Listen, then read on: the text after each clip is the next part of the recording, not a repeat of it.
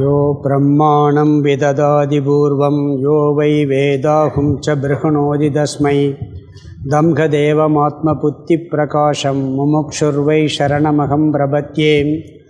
ओं नमो ब्रह्मादिभ्यो ब्रह्मविद्यासम्प्रदायकर्तृभ्यो वंशऋषिभ्यो महत्यो नमो गुरुभ्यः। सर्वोपप्लवरहितः प्रज्ञानगणः प्रत्यकर्तो ब्रह्मैवाहमस्मि।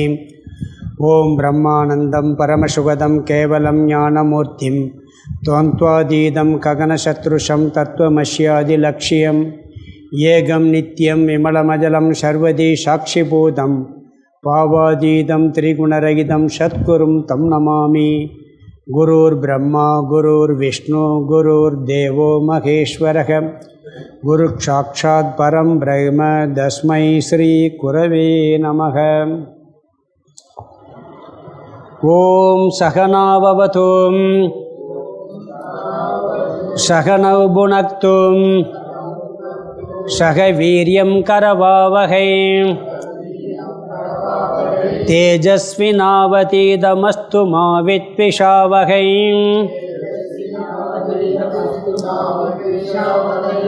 ओं शान्ति शान्ति शान्तिः। नमः श्री शंकरानंद गुरुपादाम्बुजन्मने सविलास महामोह ग्राहक्राशैककर्मणे।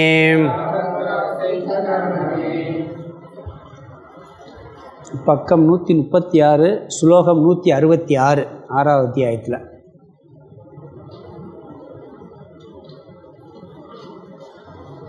पडादप्यान्तरस्तन्तुः तन्दोरप्यं सुरान्तरः आन्तरत्वस्य विश्रान्तिः यत्रासावनुमीयताम्।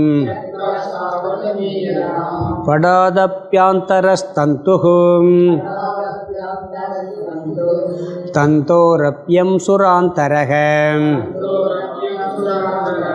आन्तरत्वस्य विश्रान्तिः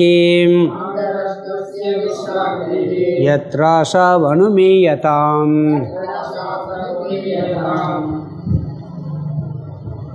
பஞ்சதசி ஆறாவது அத்தியாயம் சித்திரதீப பிரகரணம்.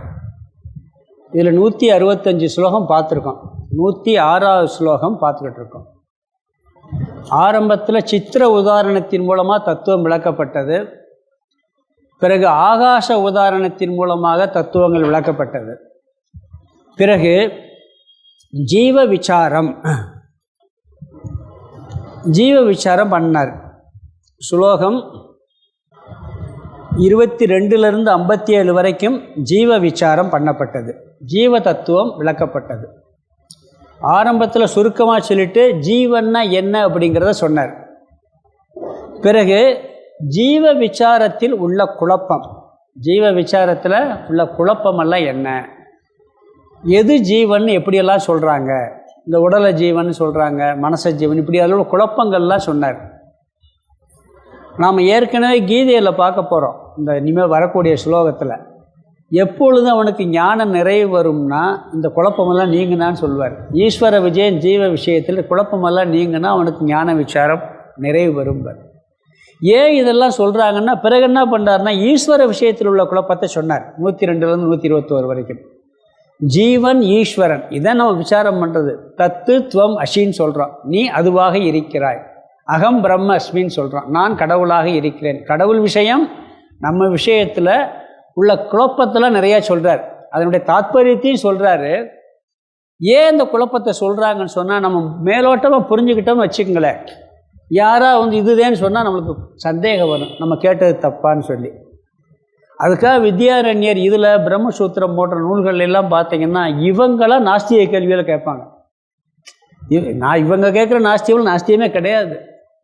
நீங்கள் அதில் பார்த்தீங்கன்னா அவ்வளோ அது புத்திபூர்வமாக இருக்கும். கடவுள் இல்லைங்கிற விஷயத்துக்கு அவ்வளோ புத்திபூர்வமாக கொஸ்டின் பண்ணுவாங்க. இதுதான் கடவுள், சூன்யம், ஒன்றுமே இல்லைன்னு சொல்லி நிரூபிக்கும். பௌத்த மதத்தில் ஒரு மதமே இருக்குது, எதுவுமே இல்லைன்னு சொல்லி. அப்போ இதெல்லாம் இவரே என்ன பண்ணுறாரு, இப்படியெல்லாம் இந்த மதவாதிகள் சொல்கிறாங்கன்னு சொல்லி விடையே சொல்வார். அது தப்புன்னு சொல்லி நிரூபணம் பண்ணிகிட்டே போவார். அதுக்கு தான் இந்த பஞ்சதசி போன்ற நூல்களில் ஒரு பெரிய ஸ்பெஷல் என்னென்னா, நம்ம இதெல்லாம் படிச்சிட்டோம்னா யாரும் நம்மளை குழப்ப முடியாது. யாருமே நம்மளை குழப்பவே முடியாது. ஜீவன்னா என்ன, கடவுள்னா என்னங்கிற தத்துவத்தில் குழப்பமே வராது. அதுக்காக ஜீவ விஷயத்தில் உள்ள குழப்பம், ஈஸ்வர விஷயத்தில் உள்ள குழப்பத்தை சொல்லிவிட்டு பிறகு ஈஸ்வர விசாரம் பண்ணணும். ஈஸ்வரனை தெளிவாக சொல்கிறதுக்கு ஆரம்பிக்கிறதுக்கு முன்னாடி ஈஸ்வரன்ட்ட பிரம்மன் மாயைன்னு 2 தத்துவம் சேர்ந்துருக்கு. ஆனால் மாயையை முதல் தெரிஞ்சுக்கணும்னு சொல்லி மாயா தத்துவத்தை விசாரம் பண்ணார். இதெல்லாம் பஞ்சதசியில் முடிச்சிட்டேன் கிளாஸில். சுருக்கமாக ஒரு வரியில் சொல்கிறேன். கடைசியாக அந்த மாயா தத்துவம் முடிஞ்ச பிறகு ஈஸ்வர தத்துவத்துக்கு வந்திருக்கோம். முதல்ல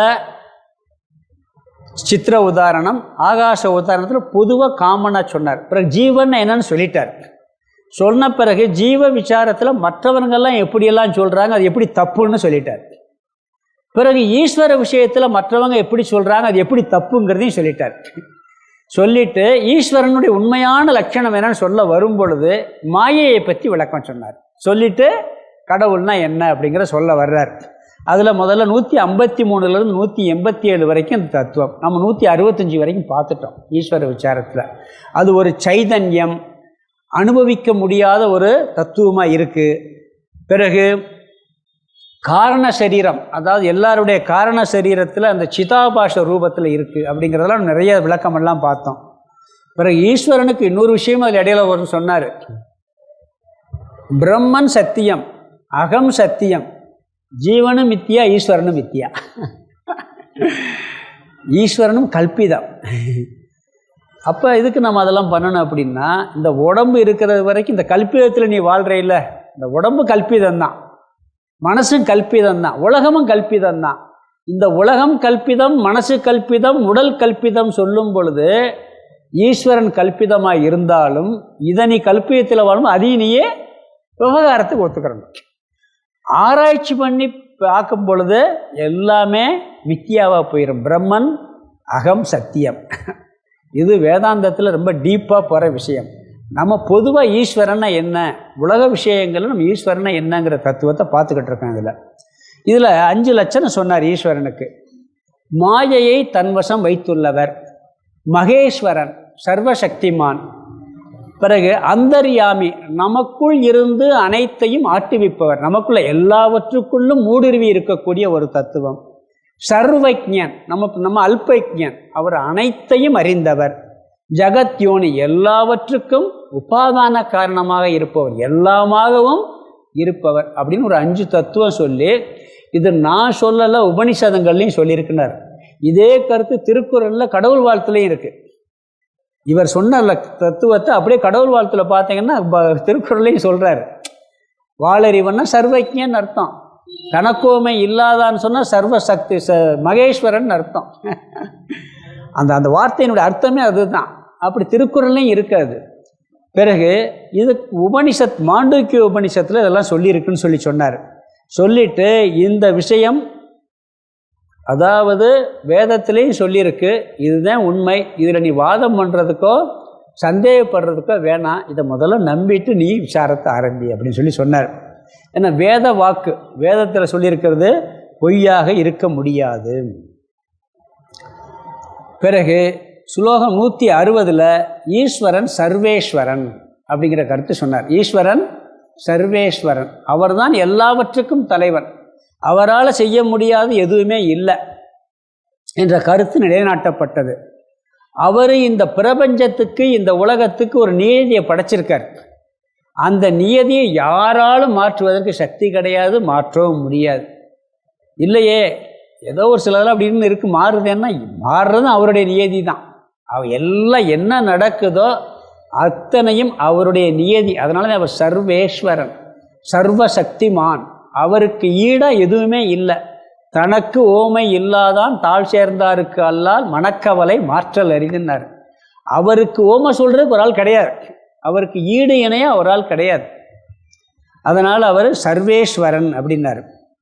பிறகு 161 ஈஸ்வரன் சர்வஜ்ஞன் என்ற கருத்து சொல்லப்பட்டது. அதாவது சர்வஜ்ஞன் சொன்னால் எல்லாருடைய வாசனைகள் காரண சரீரத்தில் இருக்குது. அந்த காரண சரீர ரூபமாக இருக்கிறதே யாருன்னா அதில் சிதாபாசன் இருக்குது. அந்த ரூபமாக இருக்கிறதே ஈஸ்வரன் தான். எல்லா நம்ம வாசனை நம்மகிட்ட இருக்கா இல்லையா? நம்ம வாசனை நம்மளுக்கு மட்டும் தெரியும். நம்ம வாசனையே நம்மளுக்கு முழுசாக தெரியறதில்ல. எவ்வளோ வாசனை தெரியுது? திடீர்னு 1-2 வருது, எவ்வளோ மறந்து போகுது. ஆனால் உள்ளுக்குள்ளே இருக்குது, எப்போயாவது திடீர்னு வெளிப்படும். ஆனால் இவர் உள்ள அந்த வாசனை ரூபத்தில் அந்த காரண சரீரமாகவும் அந்த காரண சரீரத்தில் பிரதிபிம்பிக்கிற சைதன்யமாகவும் இருக்கிறதுனால, எல்லா காரண சரீரமாக இருக்கிறதுனால இவர் எல்லா வாசனையும் தெரிஞ்சு வச்சுருப்பார். உங்கள் மனசில் இருக்கிறது எனக்கு தெரியாது, என் மனசில் இருக்கிறது உங்களுக்கு தெரியாது, என் மனசில் இருக்கிறதே எனக்கே தெரியாது. எனக்கு இந்த ஜென்மத்தில் கொஞ்சம் இந்த ஜென்மத்தில் இருந்தது கூட முழுசாக தெரியாது. ஏன்னா சின்ன வயசுல இருந்தெல்லாம் மறந்து போச்சு. எத்தனையோ ஜென்மாந்தரங்கள் வாசனைகள் உள்ளே உட்கார்ந்துருக்கு. அங்கே அவர் இருக்கிறதுனால அவர் எல்லாத்தையும் தெரிஞ்சு எப்போ வேணுமோ அப்போ வெளிப்படுத்துவார். அதனால அவருக்கு தெரியாமல் எதுவும் நடக்காது. டோட்டல் சிசிடிவி கேமரா அவர் தான். இந்த பிரபஞ்சம் முழுசாக இருக்கக்கூடிய சிசிடிவி கேமரா யாருன்னா அவர் தான். நான் யாருக்கும் தெரியாமல் இந்த ரகசியத்தை காப்பாற்றினேங்கிறது முட்டாள்தனமான பொய், சர்வ வடிகட்டின பொய். ஏன்னா அவருக்கு தெரியாமல் எதுவுமே செய்ய முடியாது. சர்வஜன், வாளறிவன்னார். கற்றதனால் ஆயபயன் என்கள் வாளறிவன் நற்றால் தொழார் எனின்னார். வாழ் அறிவன் சொன்னால் அனைத்தையும் அறிந்தவன் அர்த்தம். நம்மளாம் சிற்றறிவு உடையவர்கள், அவர் வாளறிவன். இந்த கருத்து 161 சொன்னார். பிறகு 162 சரி நம்மளுக்குள்ளே தான் இருக்கார், அவர் அனுபவிக்கலாம்னு அனுபவிக்க முடியாது. அனுபவிக்க முடியாது. ஏன்னா வாசனைகளே நம்ம வாசனையே நம்மளுக்கு எல்லாம் வெளியே தெரிகிறது இல்லை. எல்லார் வாசனையும் எப்படி தெரியும்? அனுபவிக்க முடியாது. அவருடைய எல்லாவற்றையும் அறியும் தன்மை வெளியே தெரிவதில்லை. ஒவ்வொரு புத்திலையும் வெளிப்பட்டால் அது அவருடைய அவர் தான். அந்த வெளிப்படக்கூடிய சக்தி அவருடைய சக்தி. இது அனுமானந்தே செய்ய முடியுமே ஒழிய நாம் அனுபவிக்க முடியாதுன்னு சொல்லி கருத்து 162 பார்த்தோம். அப்புறம் 163 ஈஸ்வரன் அந்தர்யாமி. இது 3வது தத்துவம் 5. இதைத்தான் ரொம்ப விளக்குறார். அந்தர்யாமின்னா எல்லா கோஷங்களிலும் எல்லா உயிர்களுக்குள்ளும் எல்லா ஜடப்பொருளுக்குள்ளும் இருந்து கொண்டிருக்கின்றார். கோஷங்கள்லையும் இருக்கார். இந்த உடம்புக்குள்ள 5 கோஷமாக பிரிக்கிறோம், அதுலேயும் இருக்கிறாரு. எல்லா பொருள்கள்லையும் இருக்கிறார். உள்ளுக்குள்ள அந்தர்யாமியாக இருந்து கொண்டு அனைத்தையும் தன் கட்டுக்குள் வைத்திருக்கின்றார். நம்ம இந்த அணுவெல்லாம் பார்த்தோம் போனதில். அணுவுக்குள்ளே கூட ஒரு இயக்கம் நடந்துக்கிட்டு இருக்கு, அதுக்குள்ளே ஒரு இயக்கம் நடக்குதுன்னு சொல்லி பார்த்தோம். அப்படி இருக்கிறார். பிறகு இந்த அந்தர்யாமி அப்படிங்கிறதுக்கு வேதத்தில் பிரமாணம் சொன்னார். புத்திக்குள் இருக்கின்றார், இந்த புத்தியை கட்டுக்குள் வைத்திருக்கின்றார், புத்தியையே சரீரமாக கொண்டுள்ளார், ஆனால் புத்தியினால் அறிய முடியாததாக இருக்கிறார். இது 164 ஸ்லோகத்தில் பார்த்தோம். அதாவது பிருகதாரண்ய உபனிஷத்தில் மந்திரம் 3லேருந்து 23 வரைக்கும் அந்தர்யாமி பிரமாணம் இருக்குது. அந்தர்யாமி தத்துவம் விளக்கப்படுது. அதில் என்ன சொல்லியிருப்பாங்கன்னா, பஞ்சபூதங்கள், சொர்க்கம், சூரியன், திசைகள், சந்திரன், நட்சத்திரங்கள், இருள், ஒளி, எல்லா உயிர்கள், பிறகு தனி மனித சரீரத்தில் உள்ள ஞானேந்திரியங்கள், கர்மேந்திரியங்கள், மனம், புத்திக்குள்ளும் இவைகளின் உள்ளே இருப்பவர். எல்லாத்துலேயும் உள்ள யார் இருக்கா? ஈஸ்வர தத்துவம் அந்தர்யாமியாக இருக்கின்றது. ஆனால் அவர் எல்லாவற்றையும் அறிவார், அவரை இவைகள் அறியாது. அதாவது அந்தர்யாமியை பார்க்க முடியாது. அவரே பார்ப்பவர், அவரே கேட்பவர். பார்ப்பவரை பார்க்க முடியாது, கேட்பவரை கேட்க முடியாது. எதனால் காது கேட்கிறதோ அதை காது கேட்காது. ஒரு உபனிஷத் மந்திரம் இருக்கு. கண் எதனால் பார்க்கிறதோ அந்த தத்துவம் இருக்கிறதுனால கண் வெளியே பார்க்குது, வெளியே எல்லாத்தையும் பார்க்குது. ஆனால் இந்த கண்ணுனால அந்த கண்ணை பார்க்கறதுக்குள்ள தத்துவம் இருக்கு பார்த்தீங்கன்னா, அதை பார்க்க முடியாது. அறிபவனே அறிய முடியாது. இது ஒரு தத்துவ ஒரு லாஜிக் இருக்குது. இந்த திருத்திருஷ்ய வேகமே அதான். இப்போ நீங்கள் திருத்திருஷ்யம் நடத்திக்கிட்டு இருக்காரு, அதனுடைய தாத்பரியமே அதுதான். அறியப்படும் பொருளால் அறிபவனை அறிய முடியாது. கண்ணு ஒன்று அறியுதுன்னா அது கண்ணை அறியாது. இப்போ கண்ணை ஒன்று ஏதோ அறியுது, அதை கண்ணு அறியாது. என்ன கண்ணு நல்லா தெரியுது, கண்ணு நல்லா தெரியலை, அதை நான் அறியறேன்னா இல்லையா? அதை கண்ணுனால் அறிய முடியாது. எனக்கு காது கேட்குது, காது கேட்கலை. வெளியே சப்தத்தை காது கேட்கும், அந்த சப்தம் காது அறியுமா? அந்த சப்தம் காது அறியாது. ஆனால் காது சப்தத்தை அறியும். அதே மாதிரி காதை பற்றிய தத்துவத்தை நான் அறிவேன், என்னைய காது அறியாது. இதுதான் தாத்பரியம். அது மாதிரி எல்லா உயிர்களுக்குள்ளும் எல்லா பொருள்களுக்குள்ளும் ஊடுருவி அந்தர்யாமியாக ஈஸ்வர தத்துவம் இருக்கிறது. அவர் அனைத்தையும் அறிவார், ஆனால் அவைகள் அவரை அறியாது. இது பார்த்தோம் 65. இது மாண்டூக்கிய உபனிஷத் பிரமாணம் எல்லாம் சொல்லி இந்த தத்துவம் விளக்கப்பட்டது. பிறகு அவரை புரிய முடியாது. ஏன் அப்படின்னு சொன்னால், புத்தியிலே இருக்கார், புத்தியை அவரே ஏற்கிறார், ஆனால் புத்தியால் புரிய முடியாது. புத்தியை உடம்பாக வச்சுருக்காரு, ஆனால் புத்தியை புரிய முடியாதுன்னு சொன்னால், புத்தியில் புரிய முடியாத நியதியை வச்சதும் அவர் தானா. புத்தியால் புரிந்து கொள்ள முடியாத நியதியை வச்சது அவர் தான். அப்புறம் எப்படி இதெல்லாம் புரிகிறது? இது ஒரு பெரிய ஸ்பெக்குலியர் டைப். நான் சொல்லியிருக்கேன், புத்தியால் புரிய முடியாததை புத்தியால் புரிகிறோம். எப்படி புரிகிறோம்னா, புரிய முடியாத ஒரு தத்துவமாக இருக்குங்கிறத புரிஞ்சுக்கிற முடியும். ஆனால் இருக்குன்னு தெரியும், அதை புத்தியால் புரிஞ்சுக்கிற முடியாதுங்கிறதையும் புரிஞ்சுக்கிற முடியும். இதுதான் இதை புரிகிற ஒரு மெத்தட். இதெல்லாம் இங்கே பார்த்தோம், இந்த 64 பார்த்தோம். பிறகு 65 அதற்கு என்ன சொன்னார்? புரிந்து கொள்வதற்கு வேத பிரமாணம் சொல்லிவிட்டு, எப்பயுமே பார்த்தீங்கன்னா நம்ம சாஸ்திரத்தில் வேதத்தை மையாக வச்சுக்கிடுவோம். அத்வைத வேதாந்த தத்துவத்தில் எப்பயுமே பார்த்தீங்கன்னா வேதத்தை மையமாக வச்சுக்கிடுவாங்க. வேதம் சொல்கிறத நம்பி முழுசாக இறங்கிட்டு அப்படியே ஏற்றுக்கிடுவாங்க. ஆனால் புத்தியை பயன்படுத்துவாங்க. சும்மா முட்டாள்தனமாக ஏற்றுக்க, வெறும் புத்தியை பயன்படுத்துறது இல்லை.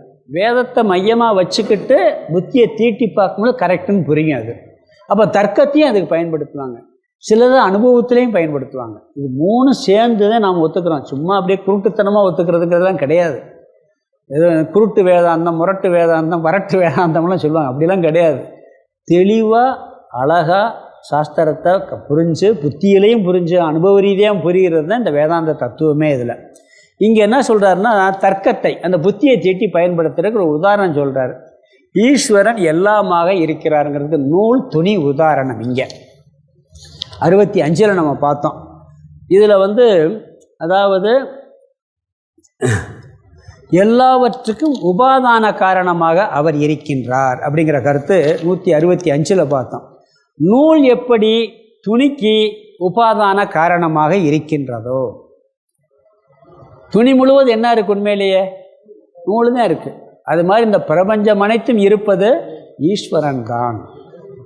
அவர்தான் இப்படி எல்லாமாக ஆகியிருக்கிறார். பானை முழுவதும் மண்ணு தான் இருக்குது, நகை முழுவதும் தங்கம் தான் இருக்கிறது.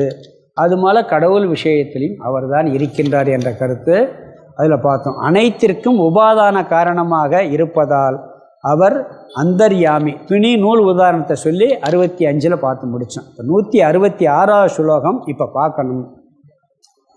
இங்கே ஒரு கருத்து சொல்லப்படுகிறது. என்னன்னு சொன்னீங்கன்னா, அதே அனுமானத்தை சென்ற ஸ்லோகத்தில் சொன்ன கருத்தை இன்னும் கொஞ்சம் எக்ஸ்ட்ரா விளக்குறார். ஈஸ்வரன் நம்மளுக்கு கண்ணுக்கு தெரியலையே, விளங்கவில்லையே என்பதற்கு இன்னும் கொஞ்சம் எக்ஸ்ட்ரா விளக்குறார். எப்பொழுது கண்ணுக்கு தெரியலையோ அப்போ புத்தியை பயன்படுத்தணும்.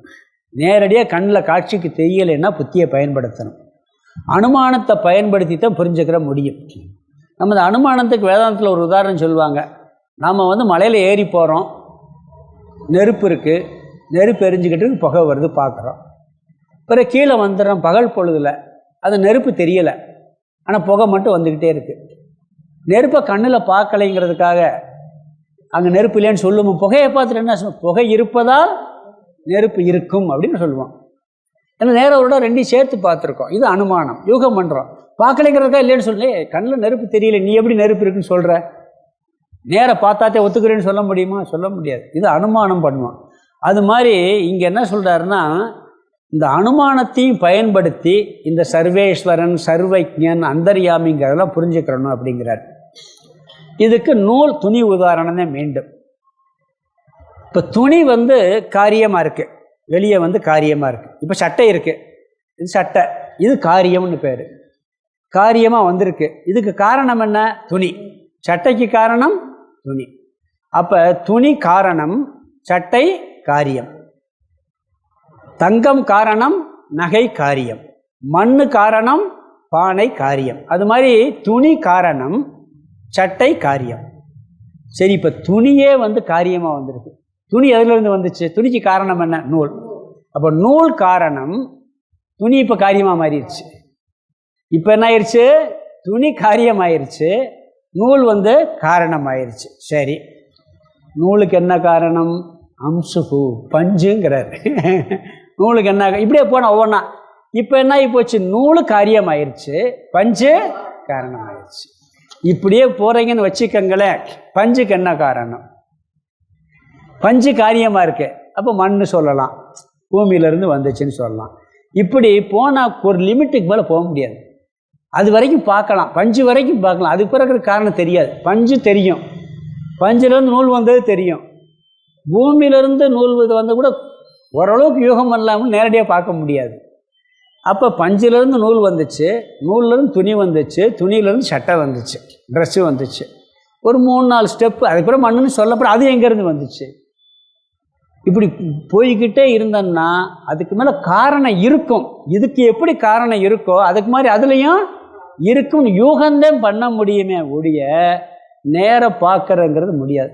நம்மளுடைய தாத்தாவோட தாத்தா பார்த்துருப்போம், அவருடைய தாத்தாவை நம்ம பார்த்துருப்போமா? அவர் வேணால் பார்த்துருப்பார். நான் அவரை பார்க்கல, அதனால் நான் அவர் இல்லை அப்படின்னு சொல்ல முடியுமா? தாத்தாவுடைய தாத்தாவை நம்ம பார்த்துருக்கவே முடியாது. 6 பரம்பரை ஆயிடுது, பார்க்க முடியுமா? நான் பார்க்கலைங்கிறதுக்காக அவர்கள் சரி, ஒரு 10,000 வருஷத்துக்கு முன்னாடி நம்ம முன்னோர் ஒருத்தர் இருந்திருப்பாரா? இருந்திருக்க முடியாது. இல்லைன்னு நீங்கள் எக்ஸ்ட்ரா சொல்லிருங்கப்பா, முடியுமா? இதை விடுங்க, 1 கோடி வருஷத்துக்கு முன்னாடி நம்ம முன்னோர் ஒருத்தர் இல்லாமல் நாம் வந்திருக்க முடியுமா? இப்படியே போனால் 3-4 ஸ்டெப் தான் நம்மளுக்கு தெரியுது. ஆனால் எத்தனை கோடி வருஷம் இருந்தாலும் ஒருத்தர் இல்லாமல் நம்ம வர முடியாதுங்கிறது உண்மையால் இது யூகம் பண்ணுற மாதிரி. இதே தர்க்கங்கிறது. வேதம் சொல்லியிருக்கு எல்லாம் ஈஸ்வரன் வந்ததுன்னு சொல்லி, அது மாதிரி நீ எல்லாத்தையும் ஒரு ஸ்டெப்பு போனால் 2-3 ஸ்டெப்பையும் பார்க்க முடியுமே ஒழிய அதுக்கு மேலே நீ யூகந்தே பண்ணி புரிஞ்சுக்கிற முடியும். எல்லாம் ஈஸ்வரனிடமிருந்து வந்தது, அந்தரியம். அவரே தான் நம்ம முன்னோட்டிருந்து அப்படியே பரம்பரையாக வர்றது மாதிரி. அது மாதிரி பஞ்சு, நூல், துணி, சட்டை. இங்கே உதாரணம் அது சொல்லியிருக்காரு. நீங்கள் எல்லா விஷயத்திலும் எடுத்து பார்க்கலாம். பார்த்தீங்கன்னா 2-3 ஸ்டெப்பு போல், அதற்கு மேலே நம்ம பார்க்க முடியாது. பகவானினுடைய வெளிப்பாடை பார்க்கலாம், பகவானை பார்க்க முடியாது. அதனால் என்ன சொல்கிறாருன்னு சொன்னால், உபாதானமாக இந்த பஞ்சபூதமாக எல்லாமாக அவர் இருக்கிறார். அவற்றிலிருந்து அவரே இப்படி என்ன பண்ணியிருக்கிறாரு? இப்படி மாறி இருக்கிறார். எப்படி பஞ்சே சட்டை வரைக்கும் வந்திருக்கோ அது மாதிரி ஈஸ்வரனே எல்லாமாக வந்துள்ளார். ஒவ்வொன்றுக்கும் காரணம் பார்த்துக்கிட்டே போனால் ஒரு லிமிட்டுக்கு மேலே யூகந்தான் பண்ண முடியும், அதுக்கு மேலே நேரடியாக பார்க்க முடியாது. இப்போ ஒரு சின்ன பானை இருக்குது, அதுக்கு என்ன பண்ணலான்னா அதை விட பெரிய பானை எவ்வளோ இருக்குன்னு கேட்குறோம், கொஞ்சம் காமிக்கலாம். இன்னும் பெரிய பானைன்னா இந்த 1/2 அளவு கூட பெரிய பானையை காமிக்கலாம். இதை விட பெரிய பானைன்னா கேட்கலாம், அது பெரிய இருக்கலாம். எவ்வளோ பெருசுப்பாக கொண்டு போகலாம், ஆகாசம் வரைக்கும்னா கற்பனை பண்ணலாம். அது நேரடியாக பார்க்க முடியுமா? அந்த ஆகாசம் எவ்வளோ பெருசு அவ்வளோ பெரிய பானைன்னு சொல்லலாம். நேரடியாக பார்க்க முடியுமா? இதெல்லாம் ஒரு யூகம். அது கடவுள் எல்லாமாக இருக்கிற, இது அனுமானந்தே பண்ண முடியுமே ஒழிய பண்ண முடியாது. அதனால் என்ன சொல்கிறாருன்னா, அந்த இடத்துல போய் ஒரு முடிவடைஞ்சு, அது பேர் விஸ்ராந்தின்னு பேர். அதுபோல் மிக மிக சிறியது அணு, அதற்கும் சிறியது விபுகுங்கிறார். அதாவது சின்னது பெருசு. விஸ்ராந்தினா ஹையஸ்ட்டு, எங்கே போய் முடிகிறது. சின்னதுலேயும் எவ்வளவு கீழே இருக்கோ அவ்வளவு தான். அணுவுக்கு உள்ளே என்ன பண்ணுறோம்? பிரிக்கிறோம். எலக்ட்ரான் அதுக்குள்ளேயும் உடச்சி உள்ளே போகலாம். நீ எவ்வளோ கீழே போகிறோமோ போய்க்க, அது பகவான். எவ்வளோ மேலே போகுமோ போய்க்க, அதுவும் ஈஸ்வர தத்துவம். எல்லாமாக அவர் இருக்கிறார். நம்ம ஏற்கனவே பார்த்துருக்கோம். மேத்தமெட்டிக்ஸில் சொல்லுவேன், ஆரம்ப எண் முடிவு எண் கிடையாது, சொல்ல முடியாது. அதனால் குறைந்த எண்ணை 0ன்னு வச்சுக்கிட்டான், கூடின எண்ணை இன்ஃபினிட்டிவ்னு வச்சுக்கிட்டான். கூடின நம்பர் சொல்லிருங்க, பெரிய நம்பர் பார்த்துருவோம். இருக்கிறதுலே பெரிய நம்பர் சொல்லுங்கள். 1 போட்டு இன்ஃபினிட் எத்தனை 0 வேணாலும் போடலாம். அதே மாதிரி பாயிண்ட் போட்டு 0 போட்டு எவ்வளோ வேணாலும் போடலாம். சின்ன நம்பருக்கு சொல்ல முடியாது. அப்போ 0 இன்ஃபினிட்டின்னு வச்சது மாதிரி. அப்போ தொடக்க முடிவில்லாத ஒரு தத்துவமாக, சிறியதற்குள்ளும் சிறியதாக, பெரியதற்குள்ளும் பெரியதாக அவர் இருக்கின்றார். அதனால் என்ன சொல்கிறான்னு சொன்னால், அப்படி பெரியதுக்குள்ளும் எங்கே முடியுதுன்னு நீ கற்பனை பண்ணுறியோ அது ஈஸ்வரன், சிறியதுக்குள்ளும் எங்கே போய் முடியுதுன்னு கற்பனை பண்ணுறியோ அது ஈஸ்வர தத்துவம். இங்கே உதாரணம் 5 கோஷத்தை எடுத்துக்கிட்டு என்ன சொல்கிறாருன்னு சொன்னால், அன்னமய கோஷம், அன்னமய கோஷம் தெரியுது, இதுக்குள்ளே பிராணமய கோஷம் இருக்குது, பிராணமய கோஷத்துக்குள்ளே விஞ்ஞானமய கோஷம், மனோமய கோஷம், அதுக்குள்ளே விஞ்ஞானமய கோஷம், அதுக்குள்ளே காரணமய கோஷம்னு அந்தரியாமை. அதுதான் காரணமாக இருக்குது. அந்த காரணமய கோஷத்துலேருந்து விஞ்ஞானமயம் வருது, விஞ்ஞானமயத்தில் மனோமயம், மனோமயத்தில் பிராணமயம், பிராணமயத்திலேருந்து இதெல்லாம் வேதாந்தத்தில் வேறு கிளாஸில் படிச்சிருக்கோம். அதை விளக்குனா அது பெரிய டாபிக் போகும், சும்மா சுருக்கமாக தெரிஞ்சுக்கங்க, அவ்வளோதான். அதனால் ஸ்தூலமாக உள்ளது எங்கே போய் முடியும், சூக்ஷமத்தில் முடியும், சூக்ஷமாக உள்ளது எங்கே போய் முடிகிறதோ அதுதான் அந்தரியாமி. சூக்ஷமத்துக்குள்ளும் சூக்ஷமமாக இருப்பது, அதை அறிய முடியாது, நாம் சில படிகள் வரைக்கும் அறிய முடியும், யூகம்தான் செய்ய முடியும் சொல்லி இங்கே துணி உதாரணத்தின் மூலமாக சொல்கிறார். அதனால தான் திருக்குறளில் கூட பார்த்திங்கன்னா முதல் குறளே ஈஸ்வர தத்துவத்துக்கு இதுதான். அகர முதல எழுத்தெல்லாம் ஆதி பகவன் முதற்றே உலகுங்கிறதுனுடைய அருமையாக வள்ளுவர் எப்படி கற்பனை பண்ணான்னு தெரியல. எல்லாவற்றுக்கும் முதலாக இருக்கக்கூடிய தத்துவம்ட்டார். ஆதி பகவன், இந்த உலகம், இந்த பிரபஞ்சத்துக்கெல்லாம் அவர் தான் காரணமாக இருக்கிறார் அப்படிங்கிற தத்துவம் தான் அகர முதல் எழுத்து, எல்லாத்துக்கும் காரணம் அவர் தான்.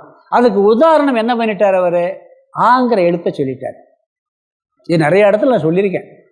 ஏன் ஆவை சொன்னார்னு சொன்னால், எழுத்துக்களுக்கெல்லாம் முதலாக இருப்பது ஆ என்பது போல இவை எல்லாவற்றுக்கெல்லாம் காரணமாக இருப்பது கடவுள் ஆதி பகவன் அப்படின்னார். பகவன் ஆதி பகவன், முதல் பகவன், அதாவது ஆதியே சொல்ல முடியாத பகவன். சப்தத்துக்கு எழுத்து சப்தம், சப்தத்தை எழுத்து வடிவத்தில் எழுதுகிறோம். அந்த சப்தம் வரணும்னா அதுக்கு காரணம் என்ன தெரியுமா? ஒரு சப்தம் வரணும்னா வாயை திறக்கணும். வாயை திறக்காமல் சத்தம் வருமா? வாயை திறந்தால் முதல் சப்தம் என்ன சொல்கிறது?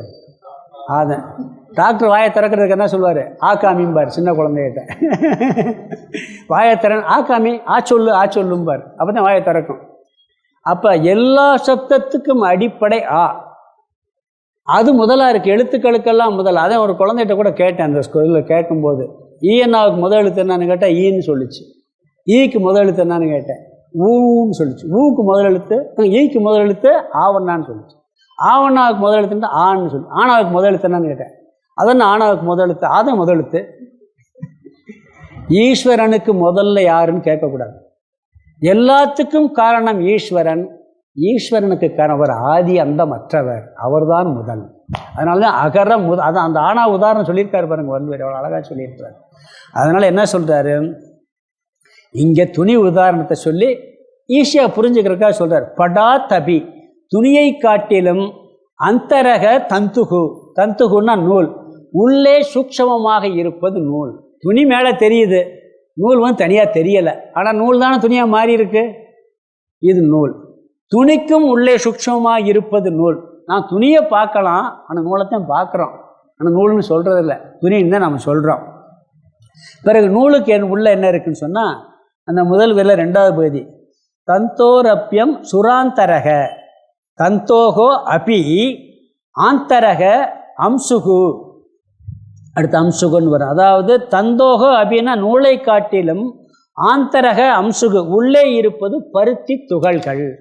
அம்சுகுன்னா நூலுக்கு என்ன இருக்குது? உள்ள பருத்தி தான் இருக்குது.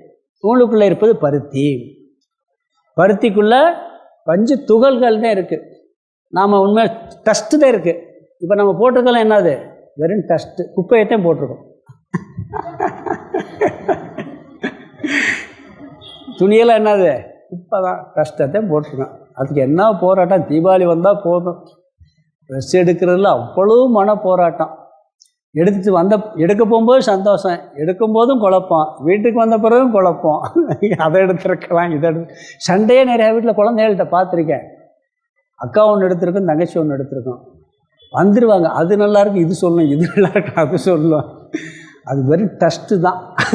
அப்படி பார்த்தா பஞ்சு துகள்கள். அதனால் என்ன சொல்கிறாருன்னு சொன்னால், இப்படி காரண காரியத்தில் போய்கிட்டே இருந்தால் ஒரு லிமிட்டு வரைக்கும் நீ நேராக பார்க்க முடியும். அதற்கு பிறகு அனுமானம் தான் செய்ய முடியும். அந்த அனுமானம் செய்யும் பொழுது எல்லாவற்றுக்குள்ளும் மூடியிருக்கக்கூடிய தத்துவம் ஈஸ்வர தத்துவம், அந்தர்யாமியாக அவர் இருக்கிறார். 2வது விரல் முதல் பகுதி ஆந்தரத்வஸ்ய விஸ்ராந்திகி.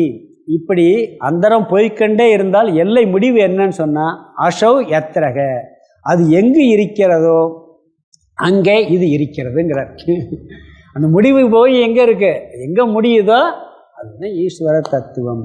அனுமீயதாம், இதை நீங்கள் அனுமானம் செய்ய வேண்டியது. அனுமானம் செஞ்சு தான் புரிஞ்சுக்கிறோமே ஒழிய வேறு எது புரிஞ்சுக்கிற முடியாது. இப்போ நெருப்பு உதாரணம் தான். நெருப்பை பார்க்கலைன்னா இல்லைன்னு சொல்கிற முடியாது. அனுமானம் பண்ணுறோமா இல்லையா, அங்கே கட்டாயம் நெருப்பு இருக்குன்னு சொல்லி பார்க்கலைங்கிறதுக்கு இல்லைன்னு சொல்ல முடியுமா, சொல்ல முடியாது. அதனால் பகவான் வெளிப்பட்டிருக்க உலகத்தை பார்த்துருக்கோம்.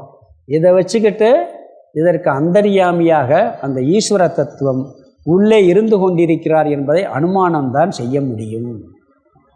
ஸ்லோகத்துக்கு அர்த்தம் பார்த்துடலாம். படாத் அபி, படாதப் யாந்தரஸ் தந்துகுன்னு இருக்கு. அதை படாத் அபி அந்தரக தந்துகுன்னு பிரிக்கணும். படாத் அபின்னா துணியை காட்டிலும் அல்லது துணிக்கும், அந்தரக உள்ளே இருப்பது தந்துகு நூல், துணிக்கு உள்ளே இருக்கிறது நூல். தந்தோகோ அபி, அடுத்தது தந்தோ ரப் எம் சுர் ஆந்தரகன் இருக்கு. அதை பிரித்தோம்னா தந்தோகோ அபி ஆந்தரக அம்சுகுன்னு பிரிக்கணும். கீழே அம்சுகு, அம்சுகு ஆந்தரக.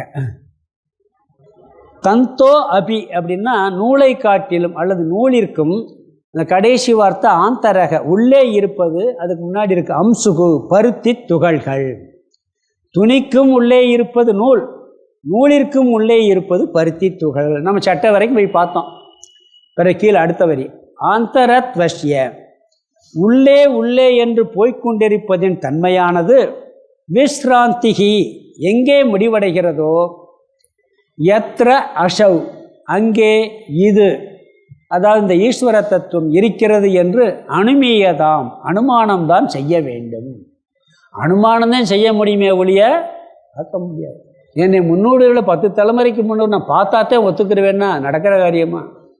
ஆனால் இல்லைன்னு சொல்ல முடியுமா? அது மாதிரி இதெல்லாம் அனுமானம்தான் செய்ய முடியுமே ஒழிய எல்லாத்தையும் நேராக பார்க்கறது முடியாது. இந்த பிரபஞ்சத்திலே நம்ம சக்தி கொஞ்சம் பார்க்குற சக்தி. இந்த பூமி முழுவதையும் சேர்ந்து உங்களால் பார்த்துட முடியுமா? இந்த பூமி உருண்டையை முழுசாக சேர்ந்து ஒரு சைடு பார்த்தா இன்னொரு சைடு பார்க்கும். விண்வெளியில் போனால் கூட ஒரு சைடு பார்த்தா சந்திரனுடைய இன்னொரு சைடு நம்ம பார்த்துருக்கோமா? அதவே பார்க்க முடியலை. அதை படைச்ச கடவுளை நான் நேராக பார்த்தா ஒத்துக்கிடுவேன்னா எவ்வளோ பெரிய முட்டாள்தனம். யோசிச்சு பாருங்க. நான் நேராக பார்த்தாத்தே ஒத்துக்கிடுவேன்னா இது எவ்வளோ பெரிய மடத்தனமாக இருக்கு. புரியாமல் பேசுகிற அவ்வளோதான். அதனால் இதில் ஈஸ்வரன் அந்தரியாமியாக எல்லாமாக இருக்கிறார் என்பதற்கு வேத பிரமாணம் சொன்னார். இப்போ அனுமான பிரமாணம் சொல்லியிருக்கிறார். அதை மீண்டும் என்ன பண்ணுறாரு, இன்னும் கொஞ்சம் தெளிவுபடுத்துகிறார். இந்த ஸ்லோகத்தில் 167 படிக்கலாம். திவித்ர்யாந்தரத் வகக்ஷாணாம் தர்சனே அப்யயமாந்தரக ந வீக்ஷ்யதே ததோ யுக்திர் ஸ்துர்திப்யாமேவ நிர்ணயக.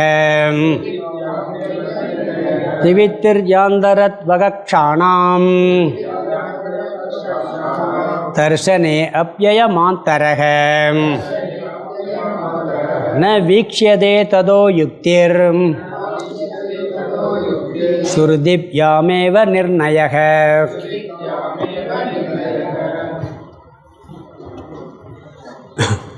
நூற்றி 64 வேத பிரமாணம், 165 164 நூல் வஸ்திரம் உதாரணத்தின் மூலமாக பார்த்தோம்.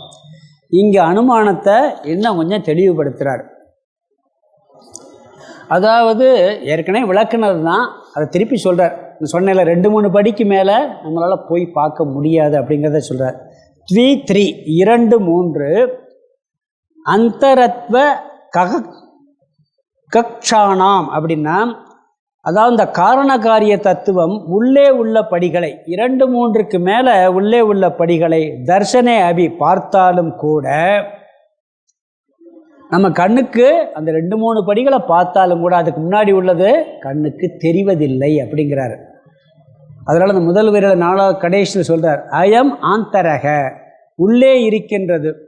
கண்ணுக்கு தெரிகின்ற இந்த 2-3 படிகளுக்கு உள்ளே இருக்கின்ற சைதன்யமான ஈஸ்வரன் ந வீக்ஷியதே இந்திரியங்களுக்கு தென்படுவதில்லை. அதாவது 2, 3 படிகள் வரைக்கும் கண்ணுக்கு தென்படுது. அதுக்கு பிறகு உள்ள போனோம் சொன்னால் உள்ளே உள்ள படிகளை பார்த்தாலும் கூட அதுக்கு மேலே நம்மளால் பார்க்க முடிகிறதில்லை, கண்ணுக்கு தெரிவது இல்லை. சேதன தத்துவமாக இருக்கின்ற ஈஸ்வரன் கண்ணுக்கு தெரிவதில்லை. இந்த ஜடப்பொருளையும் சேதன தத்துவம் இருக்குது, ஆனால் தெரியறதில்லை. நம்மளுக்குள்ளே இருக்க சேதன தத்துவம் கூட வெளிப்பட்டது ஜீவராசிகளுக்குள்ளே. ஜடப்பொருளுக்குள்ளேயும் சேதன தத்துவம் இருக்குது, ஆனால் வெளியே தெரிவது இல்லை. எல்லாத்துக்குள்ளும் ஊடுருவி இருக்கிறார். அதுக்கு ஏற்கனவே வேறு ஒரு இடத்துல உதாரணம்லாம் பார்த்து சொல்லியிருக்கோம். அதாவது கடவுள் சத்து சித்து ஆனந்த ஸ்வரூபம் சொல்லுவோம்.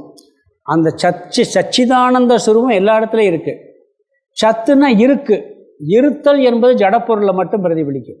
இப்போ இது இருக்குதுன்னு சொல்கிறேன்னா இல்லையா, இது இருக்குது, பேனா இருக்குது, பேப்பர் இருக்குது, டேபிள் இருக்குது, எல்லாம் இருக்குன்னா சத்துன்னு அர்த்தம். அந்த சத்து எல்லா வஸ்துலையும் பிரதிபலிக்கும். நான் இருக்கிறேன் பிரதிபலிக்கும். சித்து வஸ்து எங்கே சூக்ஷ்ம சரீரம் இருக்கோ, இந்த மனம்ங்கிற தத்துவம் எங்கே இருக்கோ இங்கேயும் இருக்குது, வெளிப்படாது. ஆனால் அதில் வெளிப்படும். உயிர்கள்ட்ட வெளிப்படும். மனம்ங்கிற ஒரு தத்துவம் இருந்தால் வெளிப்படும். அது எப்படி ஏன் வெளிப்படலைன்னு சொன்னால் அதுக்கு ஒரு உதாரணம் பார்க்கலாம். இப்போ நெருப்பு இருக்குது. நெருப்பை நீங்கள் என்ன பண்ணுறீங்க, இரும்பில் ஏற்றுறீங்க. நெருப்புக்கு 2 தன்மை இருக்குது. ஒன்று ஒளிவிடக்கூடிய தன்மை, இன்னொன்று ஹீட்டு அண்ட் லைட் இருக்குது.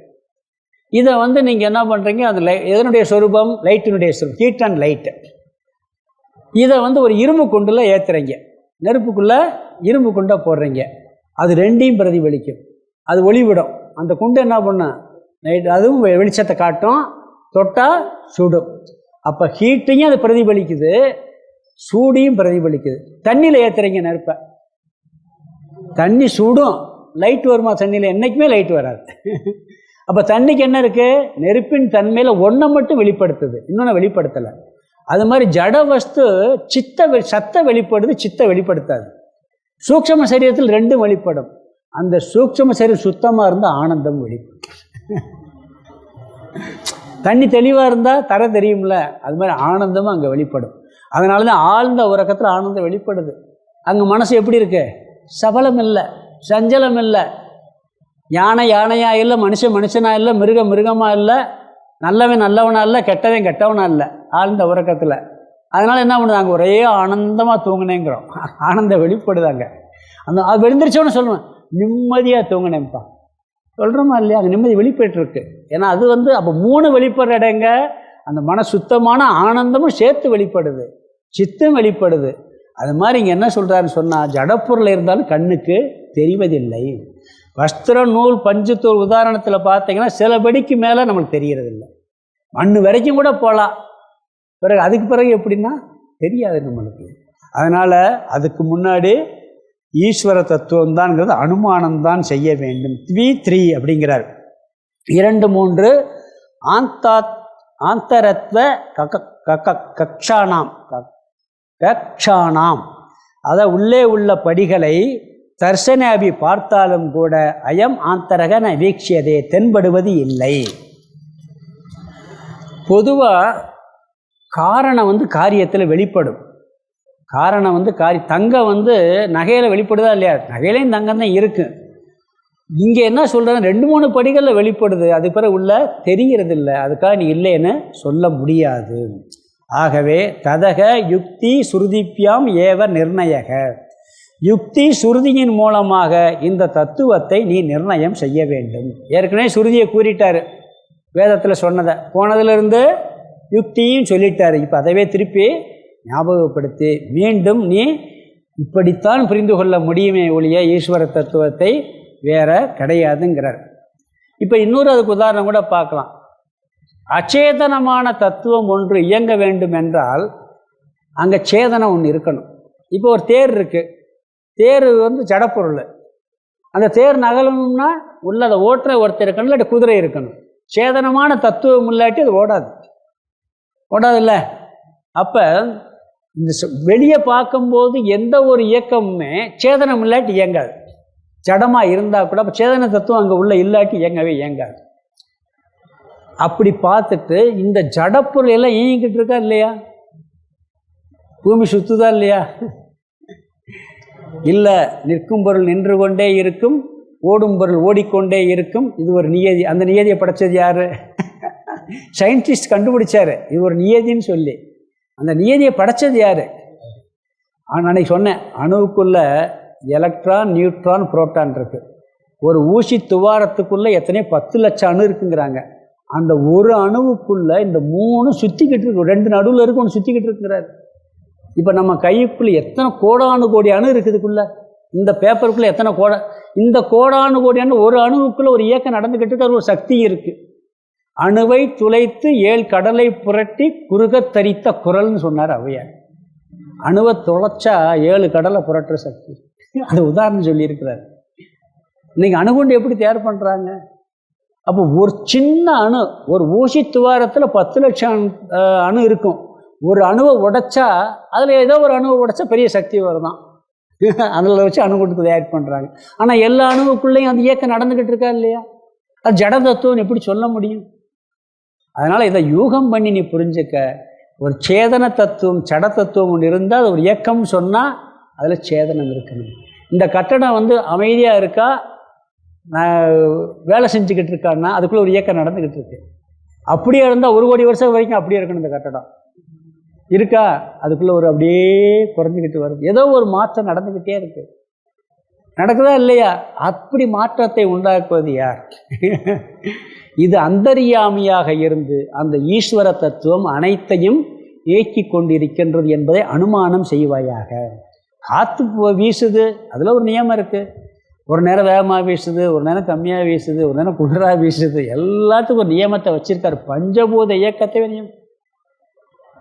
பூமி சுற்றுறதுலேருந்து பூமி சூரியனை சுற்றி 365 கால் எத்தனையோ நாள் கரெக்டாக ஒரு செகண்டு முன்ன பின்ன இல்லை. பூமி சுற்றுறது முன்ன பின்ன இல்லை.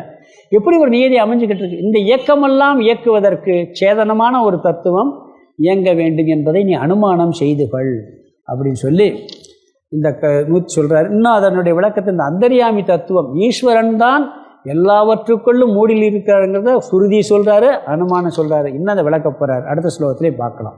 167 அர்த்தம் பார்த்தலாம். 3 அதை பிரித்தோம்னா 3 அந்தரத்வ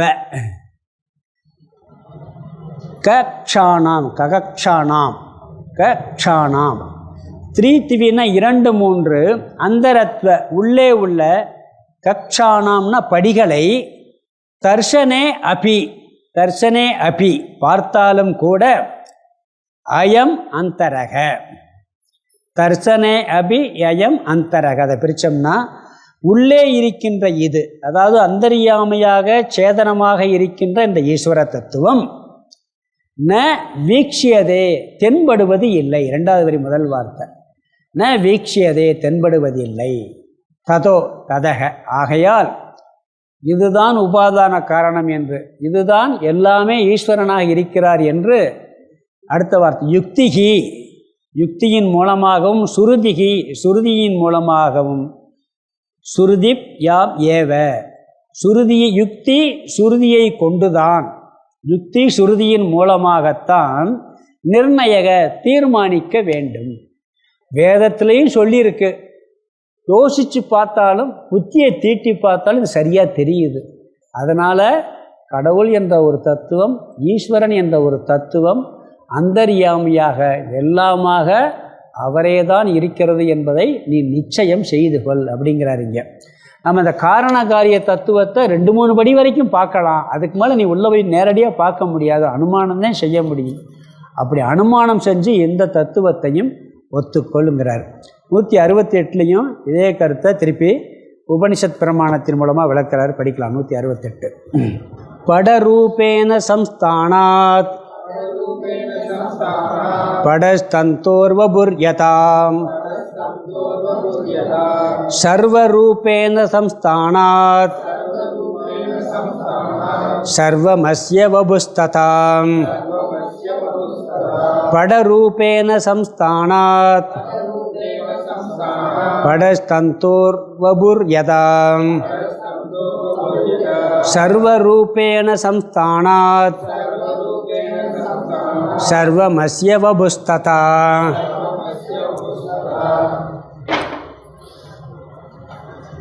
இங்கே இந்த பிருகதாரண்ய உபநிஷத்தில் 3வது அத்தியாயம் 7வது பகுதி 16ல் ஒரு வாக்கியம் இருக்குது. அதை அடிப்படையாக வச்சு இந்த அந்தர்யாமிக்கு எது சரீரம்ங்கிற ஒரு கருத்தை விளக்குறார். அங்கே என்ன மந்திரம் சொன்னால், யஸ்ய சர்வாணி பூதானி சரீரம்னு ஒரு வாக்கியம் இருக்குது அந்த உபநிஷத்தில். அதை அடிப்படையாக வச்சு இங்கே கருத்தை விளக்குறார். சுருதியின் அடிப்படையில் வச்சு அனுமானம் பண்ணுறார். அதாவது அந்தர்யாமியாக உள்ள ஈஸ்வரனுக்கு உடல் எது அப்படின்னா, இந்த பிரபஞ்சம் அனைத்தும் அவருடைய உடல் தான். விஸ்வரூப தனிசரத்தில் அதனால தான் பகவான் அப்படி காமிக்கிறார். அவருடைய உடல் எதுன்னு சொன்னால் பிரபஞ்சம் அனைத்தும். நாமெல்லாம் யார்? அவருடைய உடல். நாம் யார்? ஈஸ்வரன் தான். வரணும், இதெல்லாம் யோசிக்கக்கூடாது. நம்மளும் கடவுள் தான். நம்ம உடலும் அவருடைய உடல் தான். பகவான் விஸ்வரூபத்தில் காமிக்கிறாரா இல்லையா? எல்லா ரூமும் தெரியுதுங்கிறான், இவனும் உள்ளே இருக்கிறது தெரியுதுங்கிறான். யார்? அர்ஜுனன். அந்த விஸ்வரூபத்தில் எல்லாமே காட்சி தெரியுதே. அப்போ இந்த பிரபஞ்சம் அனைத்தும், அனைத்து ஜீவராசிகள், அனைத்து பூதங்கள் அவருடைய உடலாக இருக்கிறார்னு அந்த உபனிஷத்தில் சொல்லுது. அதாவது ஈஸ்வரனே அனைத்துமாக இருக்கிறார். இதுவே என்னுடைய தாத்பரியம். எல்லா தலைகளும் அவருடைய தலைகள், எல்லா கைகளும் அவருடைய கைகள், எல்லா கண்களும் அவருடைய கண்கள். அதுக்கு இங்கே திருப்பி மீண்டும் நூல் உதாரணத்தை சொல்கிறார். படரூபேன சம்ஸ்தானாத், நூலானது துணியின் வடிவமாகவே அமைக்கப்பட்டுள்ள காரணத்தினால். உண்மையிலே நூல் தான் இருக்குது, ஆனால் நூல் துணியின் வடிவமாக மாற்றப்பட்டுள்ளது. உண்மையிலே ஈஸ்வரனே இருக்கார், இந்த உலகமாக மாற்றப்பட்டுள்ளார். படக தந்தோ வபுகு யதா, நூலுக்கு உண்மையிலே உடல் தான் துணியா. உடல் துணியா. நூலுக்கு உடல் எதுன்னா துணி. அது மாதிரி பகவானுக்கு துணி இந்த பிரபஞ்சம் அனைத்தும், அனைத்து ஜீவராசிகளும். நூலுக்கு உடலாக துணிதான் இருக்கின்றது. நூல்களை எல்லாம் சேர்ந்து துணியாக மாறி இருக்கு. அது மாதிரி பகவான் தான் இந்த உலகமாக, உயிர்களாக மாறி இருக்கிறார். இது எளிமையான சுலோகம் தான். ததா அஸ்ய, அதுபோலவே சர்வ ரூபேன சம்ஸ்தானாத், அனைத்து வடிவமாக இருந்து கொண்டு இருப்பதால் சர்வம் வபுகு, அனைத்துமே உடலாக இருக்கின்றது. இந்த அந்தர்யாமி தத்துவம் தான் எல்லாமா இருக்கார். எல்லா உடலாகவும் இருக்கிறார், எல்லா சரீரமாகவும் இருக்கார், எல்லா பூதங்களாகவும் இருக்கிறதுனால கடவுளுக்கு சரீரம் இந்த பிரபஞ்சம் அனைத்தும், அனைத்து ஜீவராசிகளும். இதுதான் இந்த ஸ்லோகத்துடைய அர்த்தம். இது ரொம்ப எளிமையான ஸ்லோகம் தான். முதல்ல சொன்ன நூல் உதாரணத்தை அப்படியே சொல்லி, நூல் துணிக்கு துணி நூலுக்கு உடல் மாதிரி இருக்குது. அது மாதிரி இந்த ஈஸ்வரனுக்கு இவை அனைத்தும் உடல்மாக இருக்கிறது. என்னுடைய தாத்பரியம் என்னன்னு சொன்னால், அனைத்துமாக அவர்தான் இருக்கின்றார், அனைத்தையும் தன் வசத்தில் கட்டுப்படுத்தி கொண்டு இருப்பவர். இதனுடைய சாரம் அதுதான். ஸ்லோகத்துக்கு அர்த்தம் பார்த்துக்கலாம். படரூபேன சம்ஸ்தானாத், படரூபேன துணியானது, சம்ஸ்தானாத் அதாவது துணியானது உருவத்துடன், சம்ஸ்தானாத் படன்னா துணி, ரூபேனா துணியானது உருவத்துடன், சம்ஸ்தானாத் அமைக்கப்பட்டு உள்ளதால். நூலுக்கு ஒரு வடிவம் சொல்ல முடியாது பொதுவாக, துணிக்குன்னா சொல்லலாம். அது மாதிரி ஈஸ்வரனுக்கு வடிவம் சொல்கிறதில்ல. இந்த உலகத்துக்கு நம்ம காட்சிக்கு தெரிகிறதுனால துணியானது உருவத்துடன் இருப்பதினால் படக துணி, யதா எப்படி, இந்த கடைசி வார்த்தை யதா எப்படி, தந்தோகோ வபுகு நூலுக்கு உடலோ, துணி எப்படி நூலுக்கு உடலோ, ததா ரெண்டாவது வரியில் கடைசி வார்த்தை ததான் இருக்கு. அப்படியே முதல் வரி, ரெண்டாவது வரியில் முதல் வார்த்தை சர்வ ரூபேன அனைத்து வடிவமாக, சம்ஸ்தானாத் ஈஸ்வரன் இருப்பதினால், அனைத்து வடிவமாக ஈஸ்வரன் இருப்பதினால், அஸ்ய இதற்கு, இந்த அந்தர்யாமியாகிய ஈஸ்வரனுக்கு, சர்வம் அனைத்தும், வபுகுன்னா உடலாக இருக்கிறது, அனைத்தும் உடலாக இருக்கிறது. இங்கே நூல் அனைத்தும் துணியாக இருக்குது, நூல் எல்லாம் சேர்ந்து துணியாக இருக்குது. அதனால் நூலுக்கு உடை மாதிரி துணி இருக்குது. அது மாதிரி ஈஸ்வரனே எல்லாமாக இருப்பதால் ஈஸ்வரனுக்கு எல்லாம் உடலாக இருக்கிறது. அனைத்தும் அவரேங்கிற கருத்து தான் என்னுடைய தாத்பரியம். அடுத்து 169 படிக்கலாம். தந்தோ சங்கோஷ விஸ்தாரம் சலனாதௌ படஸ்ததாம் அவசியமேவ பவதீம் ந ஸ்வாதந்தர்யம் படே மனாக். தந்தோ சங்கோஷ விஸ்தாரம் சலனாதௌ படஸ்ததாம் அவசியமேவ பவதீம் ந ஸ்வாதந்தர்யம் படே மனாக்.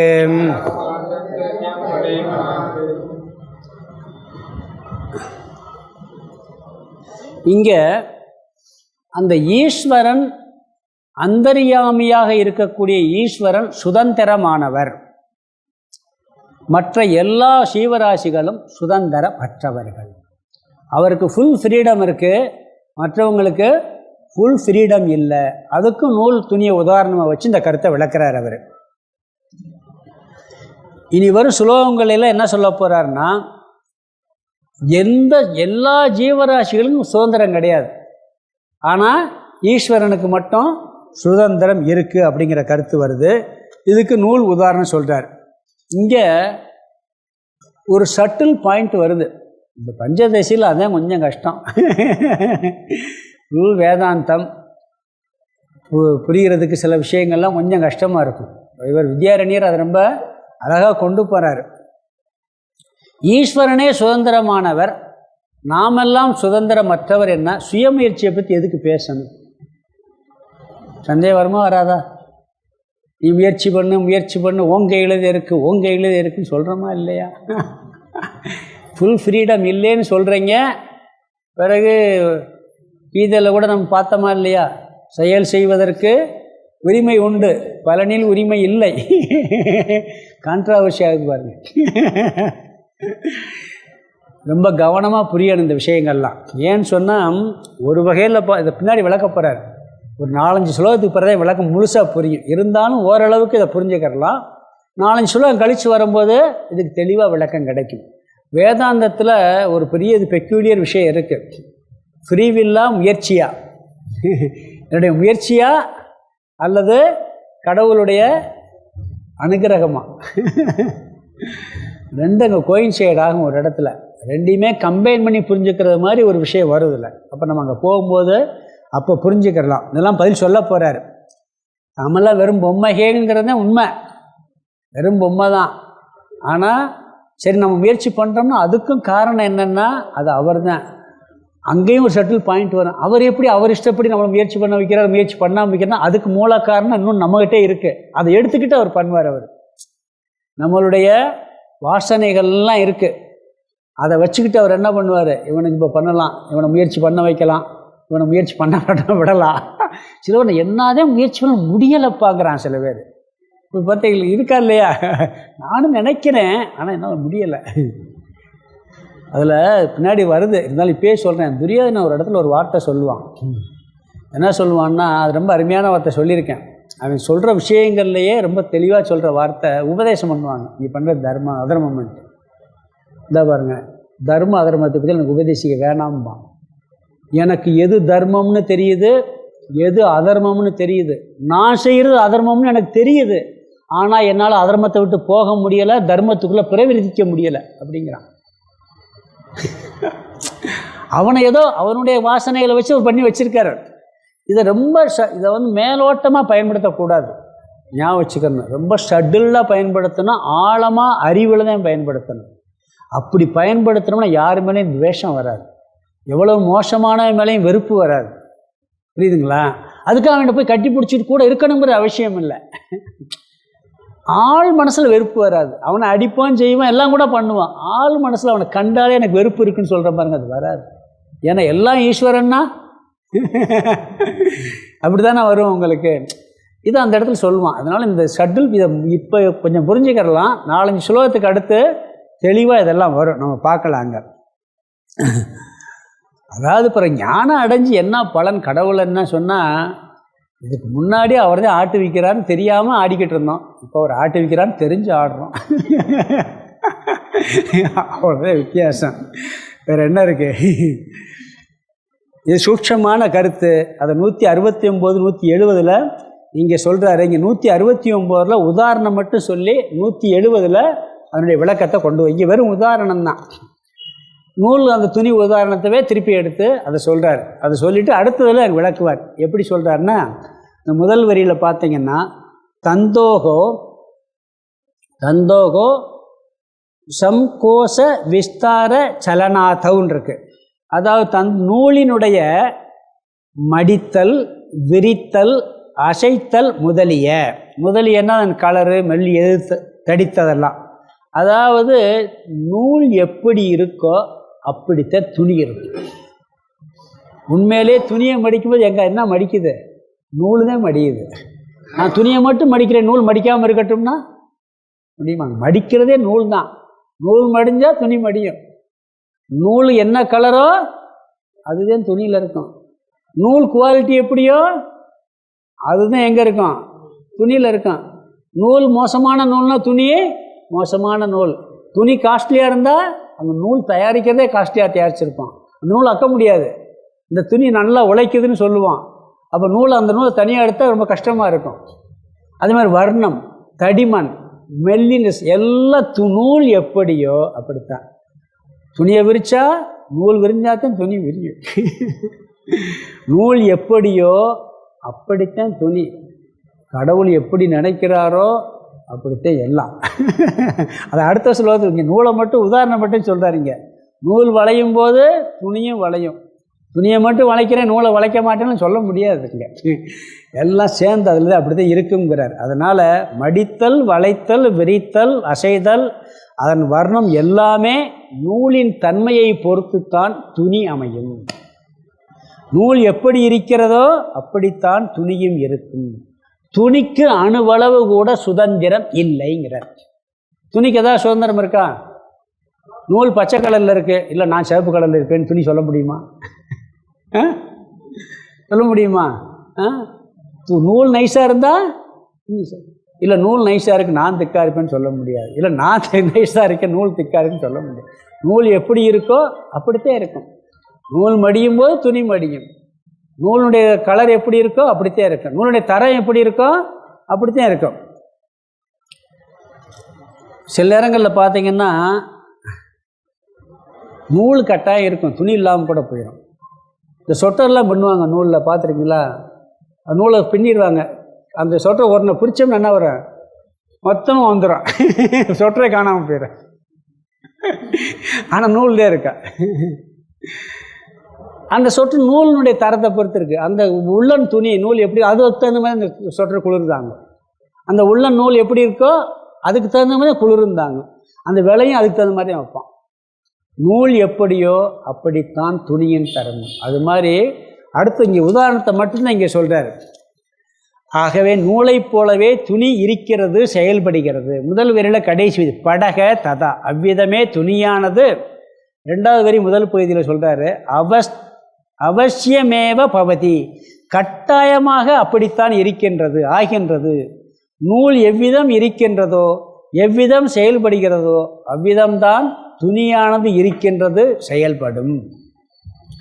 வார்த்தைனா வேற, நூல் துணின்னு.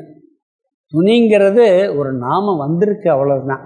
உண்மையிலே இருப்பது நூல்தான். துணி என்பது வெறும் வார்த்தை தான், அதற்கு சுதந்திரம் இல்லை. அதனால் என்ன சொல்கிறாருன்னா, ந சுவாதந்தரியம் பட்டே மனார், துணிக்கு சுதந்திரம் அணுவளவும் இல்லை. நூலின் செயல்பாடு தான் துணியின் செயல்பாடு. துணிக்கு அணுவளவு கூட சுதந்திரம் இல்லைங்கிறார். அது நான் இஷ்டப்படி கலராக மாறிக்கிறேன்னு சொல்ல முடியாது. இஷ்டப்படி நான் இப்படி இருக்கேன், துணி நூலை மடைக்காமல் நான் மட்டும் மடைக்கிறேன்னு சொல்ல முடியாது. நூல் எப்படி இருக்கோ அப்படித்தான் துணி இருக்குமே ஒழிய, இங்கே உதாரணத்தை மட்டும் சொல்கிறார். துணிக்கு சுதந்திரம் இல்லை, நூலுக்கு சுதந்திரம் உண்டு. நூல் எப்படியோ அப்படித்தான் சொல்லிட்டு அடுத்த ஸ்லோகத்தை ஜாயின் பண்ணுறார். இந்த ஸ்லோகத்தில் ஜாயின் பண்ணலை. நூலின் தரம் எப்படியோ அப்படித்தான் துணியின் தரனும் இருக்கும். நூலின் தரம் குறைஞ்சா துணியின் தரம் குறைஞ்சிடும். பாலிஸ்டர் நூலாக இருந்தால் பாலிஸ்டர் துணி, காட்டன் நூலாக இருந்தால் காட்டன் துணி. ஒரு பேர் என்னமோ ஒன்று துணி சொல்கிறாங்க, என்னது என்னமோ லினன் காட்டனா, ரொம்ப காஸ்ட்லியாக நான் அந்த நூல் எப்படியோ லினன் துணி இருந்தால் அது மாதிரி வரும். அது மாதிரி நூல் எப்படியோ அப்படித்தான் துணி. நூல் பகவான், துணி இந்த பிரபஞ்சம் அனைத்தும். அவர் எப்படி நினைக்கிறாரோ அப்படித்தான் உலகம் இருக்கும். அவர் எப்படி நினைக்கிறாரோ அப்படித்தான் நாமளும் இருக்க முடியும். அதுக்கு பின்னாடி விளக்க போகிறார், அழகாக கொண்டு போவார் இந்த தத்துவத்தெல்லாம். நம்ம அங்கே போய் பார்க்கலாம். சுலோகத்துக்கு அர்த்தத்தை பார்த்துடலாமா? ஒரு நிமிஷம்.